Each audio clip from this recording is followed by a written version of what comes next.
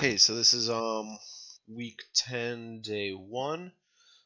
Um I actually lost my um videos from day 1.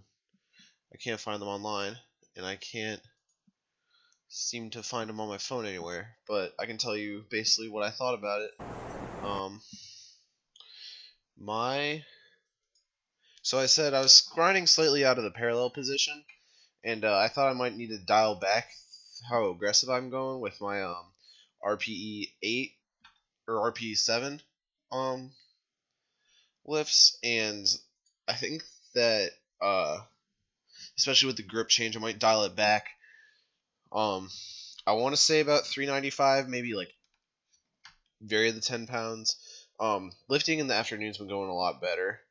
Uh, Monday was the day that we talked about mentality change, or you replied and we were talking about mentality change, especially when it comes to training. Um, so I didn't have any goals or stuff for this.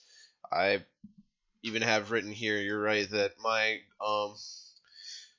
notes just like look pretty defeatist. I have here that bracing fucking sucks. Can't rack on my back so super well, and I just was overall lazy. I think this is because that day is the day that I failed my squats.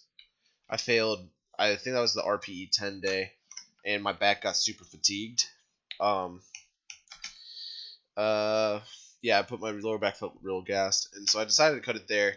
And I went to do bench, and my back just wasn't feeling hot. I was having a little bit of problems getting the extension and the arch in my back, and so day 1 went pretty bad. Day 2 is when I finally started implementing the daily goals, and we kind of talked about this a little bit. My goals for my squat were to obey the pause and try to only squat when I had 10 out of 10 bracing. I think part of the problem might be I'm shooting my butt back too far, but that was 315 single. I'm also getting really deep, I noticed. My lower back is still feeling a little loose on this day. Might be a relic of Monday. Might be causing me to tip forward slightly. I also decided I want to start getting. I got some bad camera angles on this day, or on the second day, third day. So, yeah. Bench goals. My bench goals were to not over tuck my elbows and to keep the bar path as uniform as possible. Sometimes it feels like it just hits my chest wherever, and I just throw it back up regardless. I really want to start really dialing in on that. I didn't get anything besides that on chest. My other chest notes were that I tried taking I saw a video by Calgary Barbell by Bryce, where he was talking about something that Connor was talking about. I think it's Connor. It's whoever has the last name Lutz. I shouldn't be. I should have been more confident in that answer, especially because you're from the training complex. But anyway, he was saying that like Bryce tried unracking with holding one breath and then benching with it, and I just kind of played around with it. Not a huge fan.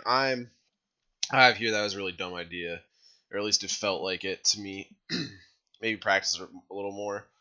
Um, didn't The weight didn't move bad. I actually felt kind of stronger. Just I didn't feel very very good afterwards.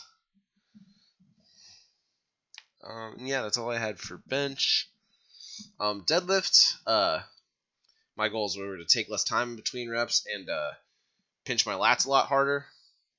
The belt made my reps a little painful. I don't have any, but yeah, the reps were a little painful. I need to cut back on how much I've been eating, and I realized today or yesterday when we were at the wedding that my suit fit a little tight, and it wasn't necessarily like in the belly or anything like that. It was more so just like all over like my legs, my upper back, stuff like that. Because I think I got fitted for that suit and I was like 198 to 205, and I think I weighed in I think I weigh in at like high 220s now. Um, I don't think weight is important for anything, especially since winter's coming up. I'm not gonna be shirtless in front of anyone but my girlfriend, so it don't matter. This is day 3, which overall I think my back really felt a lot better on this day.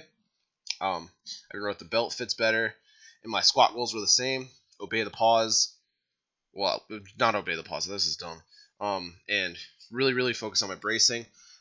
Really try to get tight in the upper back too. That was another thing I was working on this day. Like really trying to like pull everything into like the center. Like pull everything tight. My elbows have been feeling a lot better, but a little bit more of the stress is on my shoulders. So I don't know if you have any shoulder stretches you really recommend me doing, but I've been keeping up with cat cow, and I've been doing like assorted stuff and stuff I found on Google. I haven't really delved too deep into it. But anyway, let's get into the lift. I might have failed bracing on some of the lifts. This is the worst of the 3. I had another set. I think it was set 1, but this was better. I kind of like dive bombed these a little bit. See, I shake my head there. You can tell in these videos when I think I did something bad, because I usually shake my head. I was kind of kicking around ideas watching this video that maybe the systematic root of the problem is I'm not holding the bar in one place, because like look where it is here when at the end, and then like look at the beginning. It's like much higher up on my back, and the bar might slide or something like that. But that's just me being overly analytical and worrying, as you kind of notice. Those are my ticks. Yeah, but other than that, like legs are feeling pretty strong. And even if this wasn't a really clean set, and it was just like, a bad week, I'd still stronger than I've been before. This weight I felt really good on. I think I rushed one of the pauses here, so I kind of did bad about that. I was wondering about shoulder work. I know that we don't do a lot of shoulder work with you. Back when I started, I used to do all 4 lifts: squat, bench, deadlift, and overhead press. I don't know how important shoulder work is, but that was one of the problems I think I had to overcome in trying to break 315, was how dominant in the bench my shoulders were. I don't know if that's a problem, but I also had that overuse injury back 2 years ago or whatever it was.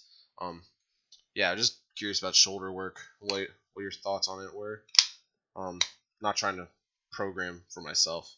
I just wanted. It's more so just for my curiosity. I stopped doing that stuff when I started picking up powerlifting and the idea of competing again after my injury. And my friend's dad, who is an old powerlifter, said, "Don't do lifts you're not competing in." So he told me to completely cut overhead press.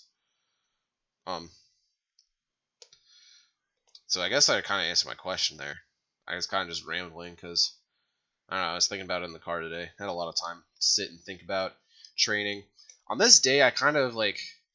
This is the day where it kind of clicked, because at first you told me that like my mentality was pretty garbage, and I was just like, I'm just gonna go again because I'm gonna keep talking. That my mentality is kind of garbage, and that like I thought I was just being way too casual when writing to you, because like I'm not a very like formal person. Thought I was just being casual. I thought about it a little, and like how like, and I talked to my girlfriend about it when I got home, and I was like, I think I'm a little I get a little too down on myself when I have a bad session. And she was like, "Yeah, you do. You come home and complain about it." And it's one of those things where it's like when I have a bad session, I just want to get back in the gym and like redeem myself. And so I think that's like why usually when I have a bad session, I usually kick another session within that week's ass, because I like feel the need to redeem it. Like I think after this bench, I was like unracking my weights and stuff, and I was like, man, this week of training kind of sucked. And I was like, I need a mental reset. This long weekend and missing one training day is actually probably for the best, and I need to come back with a better mentality. So I'm really I need to I kind of refocused, and I'm doubling down on motivation. Week 9 and 10 of this week have been